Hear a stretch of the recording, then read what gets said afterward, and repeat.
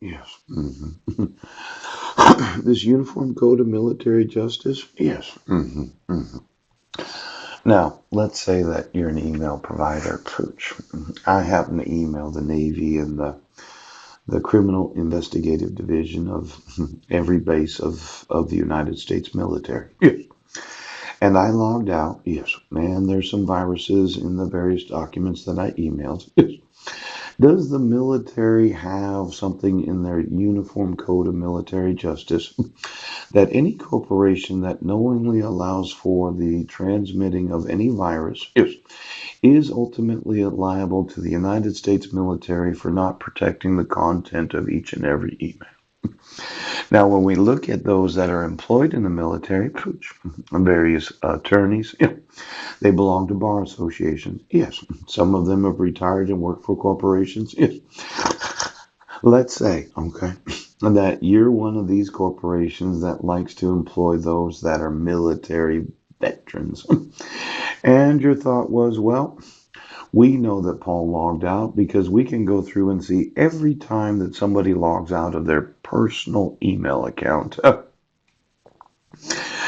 But we know that somebody's in there. Yes. And we did turn the scanner back on or we didn't. Ooh-wee.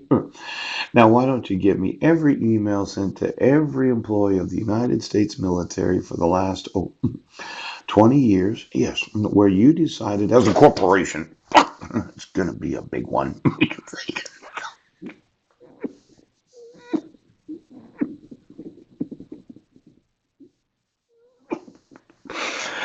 That you wanted the United States military, or those that have been active military, to receive. Well, is there any obligation on the United States military to not monitor or violate the privacy of those that had been enlisted? Yes. But when they find out, I know you're not enlisted anymore, okay? You were in the United States military. You were in the Army, Navy, Air Force, Marines, National Guard, Coast Guard, whatever you want to call yourself. And you found out that corporations were intentionally allowing for the protections of email accounts to infect your personal computer, Pooch.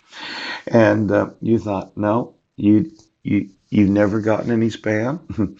Why don't you get me the spam folders of all of those that have been active duty, yes, or are active duty for the last, 20 years?